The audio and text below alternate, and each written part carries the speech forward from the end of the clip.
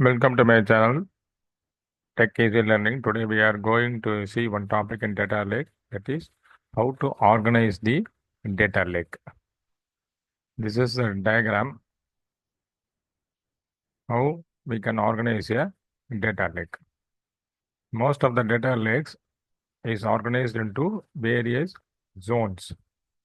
First zone is raw or landing zone, where data is ingested and kept as close as possible to its original state. That is raw data. Okay.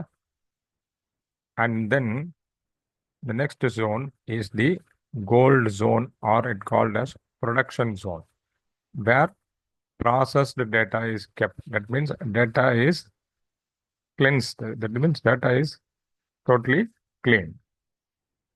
The processed data. Okay. After the transformation, you can say.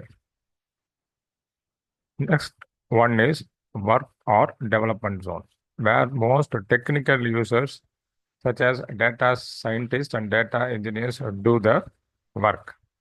Once the analytics work performed, it gets productized and it moves to the gold zone. Okay. Another zone is that is sensitive data zone. Okay. This is the way that data is organized in the data lake. Okay.